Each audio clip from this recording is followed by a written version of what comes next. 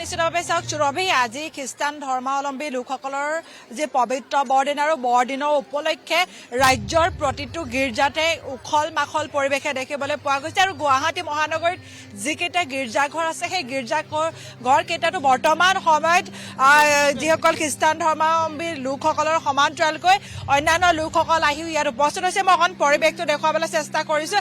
এনেধৰণে বিভিন্ন প্ৰান্তৰ পৰা যিসকল লোকে বৰদিনৰ উপলক্ষে এবাৰ হ'লেও তেওঁলোকে গীৰ্জাঘৰসমূহলৈ যায় আৰু অন্য দিনৰ দৰে আচলতে প্ৰত্যেক বছৰৰ দৰে 25 ডিচেম্বৰৰ দিনটোত আচলতে যীশু খ্ৰীষ্টৰ জন্মদিনটো বৰদিন হিচাপে উদযাপন কৰি আহিছে খ্ৰীষ্টান ধৰ্মাৱলম্বী লোকসকলে।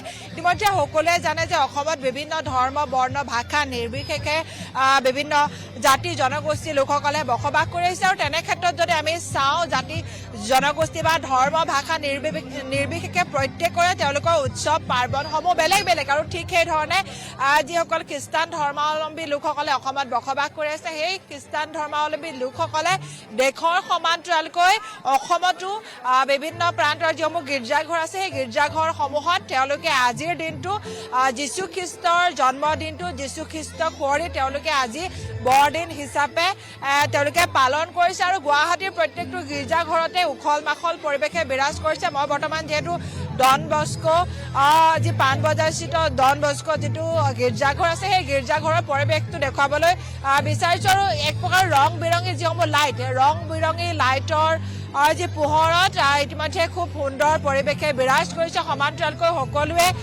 যিসকল ইয়ালৈ আহিছে তেওঁলোকে খুব সুন্দৰকৈ সাজ পোছাক পৰিধান কৰি আছে, খুব সুন্দৰকৈ নিজক সজাই তেওঁলোক ইয়ালৈ আহিছে। এবাৰ তেওঁলোকে যীশুক পূজা কৰিবৰ বাবে বা যীশুক সেৱা জনাবৰ বাবে আৰু সকলোৱে জানে যে খ্ৰীষ্টান ধৰ্মাৱলম্বী লোকসকলৰ তেওঁলোকে যীশু খ্ৰীষ্টক ভগৱান হিচাপে মানে যেনেধৰণে আমি অন্যান্য ধৰ্মাৱলম্বী লোকসকলে যেনেধৰণে আমি বিভিন্ন দেৱ দেৱতাক পূজা কৰোঁ তেনে ক্ষেত্ৰত আচলতে খ্ৰীষ্টান ধৰ্মাৱলম্বী লোকসকলৰ বাবে তেওঁলোকে যীশু খ্ৰীষ্ট ভগৱান হিচাপে মানে আৰু এনেধৰণে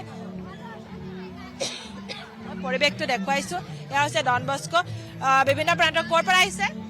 হয়, আমি ইয়াৰ ওচৰতে থাকোঁ আৰু আজি খ্ৰীষ্টমাছ বুলি চবে ফুৰিব আহিছোঁ আবেলি। তাকে খ্ৰীষ্টমাছৰ শুভেচ্ছা জনালোঁ চবকে, যাতে বছৰটো ভালে ভালে যায়। নতুন বছৰো হেপী নিউ ইয়েৰ চবকে ইন এডভান্স। যিহেতু এইবাৰ জুবিন গাৰ্গ নোহোৱাৰ বাবে অকণমান অনুষ্টুপীয়াকৈ আয়োজন কৰিছে। হয়, এইটো ইয়াতেও শ্ৰদ্ধাঞ্জলিৰ অলপ আগতে গান বাজি আছিলে দেখিলোঁ, দেখি ভাল লাগিল যাতে চবে পাহৰি যাতে নাযায় দুখটো চবৰে। আমি হেপী আছোঁ বাট হেপী থাকিলেও যে আমি জাষ্টিছ যে লাগে সেইটো যে পাহৰা নাই, সেইটো কাৰণে যে চবে ইয়াতে পৰ্ট্ৰে কৰিছে সেইটো চব ভাল লাগিছে দেখি পেলাই। নিশ্চিতভাৱে সকলোৱে এটা কথা মুখত তেওঁলোকৰ যে আচলতে যেনেধৰণে জুবিন গাৰ্গলৈ আচলতে প্ৰত্যেকখন গীৰ্জাঘৰতে প্ৰথমে জুবিন গাৰ্গলৈ শ্ৰদ্ধাঞ্জলি জনাই জুবিন গাৰ্গৰ গীত যিসমূহ গীত জুবিন গাৰ্গৰ কণ্ঠত সেই গীতসমূহ লগাই থোৱা দেখিবলৈ পোৱা গৈছিল আৰু সমান্তৰালকৈ সকলোৱে এটা কথাই কৈছে, আপুনি ইতিমধ্যে শুনিবলৈ পালে যে আচলতে আমি যাতে প্ৰাণৰ শিল্পীগৰাকীৰ কথা পাহৰি যাব নালাগে, আমি তেওঁৰ জাষ্টিছৰ কথা যেনেধৰণে আমাৰ ন্যায়ৰ লাগে সেই ন্যায়ৰ কথাও সমান্তৰালকৈ যেনেধৰণে আমি প্ৰত্যেকটো উৎসৱ পাৰ্বণ অনুষ্টুপীয়াকৈ পাতিলেও বা যিসমূহ সমান্তৰালকৈ সময়ৰ গতিত যিসমূহ উৎসৱসমূহ সেই উৎসৱসমূহ পালন কৰি থাকিলেও কিন্তু আমি যে যিটো মূল বিষয় সেই মূল বিষয়টোৰ পৰা আঁতৰি আহিব নালাগে বুলি এনেধৰণে মন্তব্য কৰিছে। আমি বিভিন্নজনৰ সৈতে অকণমান কথা পাতিবলৈ প্ৰথমে খ্ৰীষ্টমাছৰ শুভেচ্ছা জনালোঁ। আপোনালোক থাকে কি ক'ব? ভাল লাগিছে খুব। আৰু এটা কথা ইয়াতে আহি দেখিলোঁ, অহাৰ লগে লগে জুবিন দাৰ গান চলি আছে, গতিকে আৰু বেছি ভাল লাগিছে। খুব সুন্দৰ পৰিৱেশ, প্ৰতি বছৰে সুন্দৰ পৰিৱেশ। এইবাৰ অকণমান বেলেগ আছিলে যিহেতু জুবিন দা আমাৰ মাজত নাই, কিন্তু ইয়াতে আহি জুবিন দাক আকৌ দেখা পালোঁ, ভাল লাগিলে আৰু পৰিৱেশ দেখিছে খুব সুন্দৰ। প্ৰাণৰ শিল্পীগৰাকী নোহোৱা হোৱাৰ এয়া প্ৰথমটো খ্ৰীষ্টমাছ, কাৰণ আৰু অন্য এগৰাকী মন্তব্য লৈছোঁ, তেওঁ কৈছে যে আমি যিসমূহ আমাৰ উৎসৱ পাৰ্বণসমূহ সমান্তৰালকৈ যোনটো বিষয় জুবিন গাৰ্গৰ জাষ্টিছ যোনটো বিষয় সেই মূল বিষয়টোৰ পৰা আঁতৰি যাব নালাগে বুলি কৈছে। সেইটোৱে, আমি কোনো আঁতৰি যোৱা নাই আৰু অহাৰ লগে লগে যেতিয়া দেখিলোঁ জুবিন দাৰ গানেই চলি আছে, খুব সুন্দৰ গীতটি আৰু ভাল লাগিলে। কিন্তু আমিতো সৰু ল'ৰা ছোৱালীক উলিয়াই নিবই লাগিব, খ্ৰীষ্টমাছ বুলি এটা হেঁপাহ থাকে। আমি কিন্তু জুবিন দাক কেতিয়াও নাপাৰোঁ, সদায় আমাৰ মনত আছে, মনতেই থাকিব।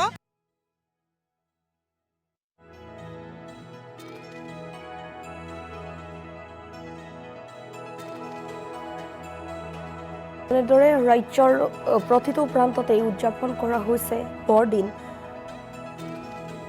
কেৰলৰ ধ্বনিৰে মুখৰ হৈছে ৰাজ্যৰ আকাশ বতাহ। হেঁপাহৰ সান্তা ক্লজক লৈ ইতিমধ্যে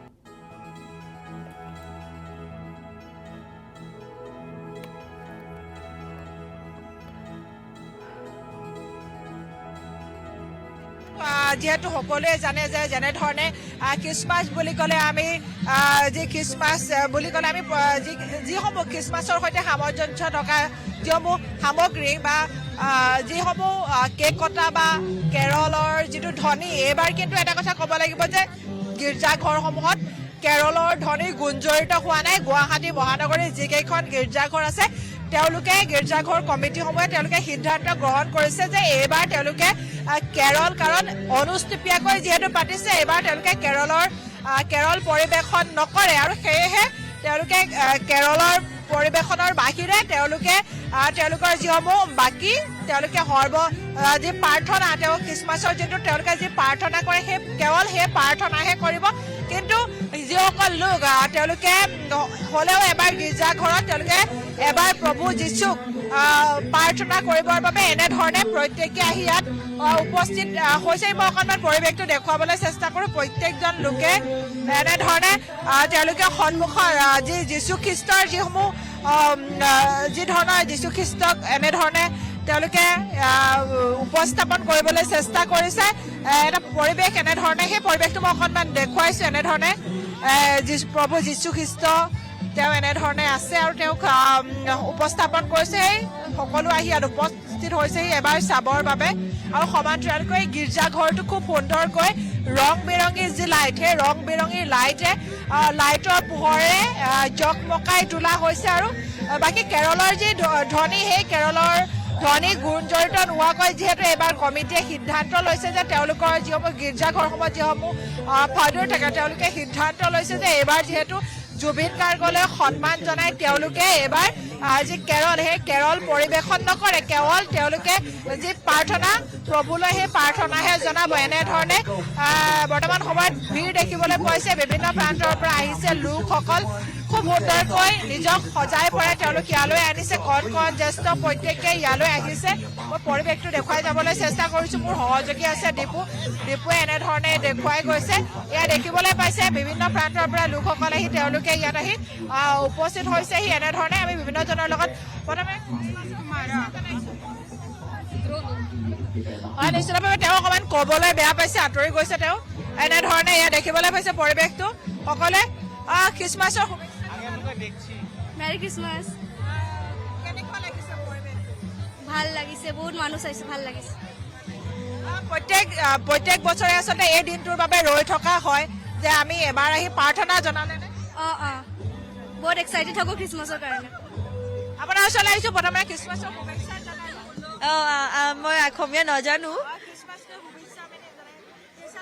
मुझे बहुत अच्छा लग रहा है एंड मैं बहुत ब्लेस्ड हूँ कि I stay in Assam and we all celebrating all cultures, all traditions, all festivals here and Christmas is a beautiful festival and मुझे बहुत अच्छा लग रहा है यहाँ आकर के। मैं अपनी फ्रेंड के साथ आई हूँ रेनिता। हाँ हाँ प्रेयर किया है, अभी जाएगा, अभी जस्ट आया है। हाँ এনেধৰণে আচলতে বিভিন্ন যিসকল লোকসকল তেওঁলোকে আহি উপস্থিত হৈছে। তেওঁলোকে প্ৰাৰ্থনা জনোৱা নাই, অলপ পাছত তেওঁলোকে প্ৰাৰ্থনা জনা।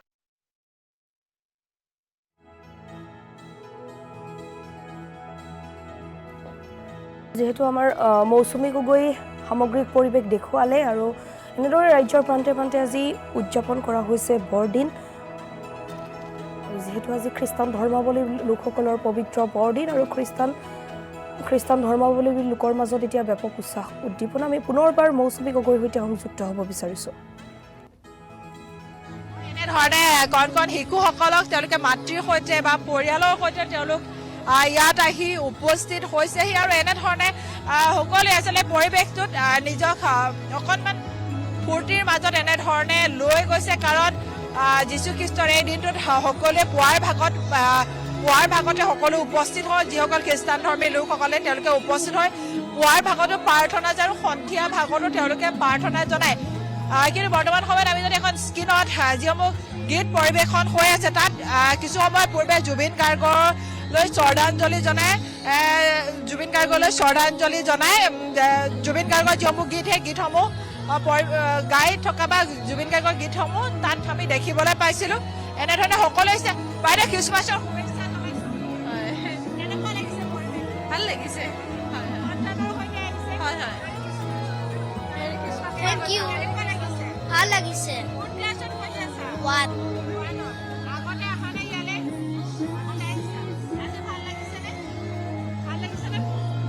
এনেধৰণে কণ কণ শিশু জ্যেষ্ঠ আৰু যুৱক যুৱতী সকলো আহি ইয়াত উপস্থিত হৈছে এনেধৰণে সন্ধিয়াৰ পৰিৱেশটো খুব সুন্দৰ হৈ পৰিছে আচলতে কাৰণ সকলোৱে আহে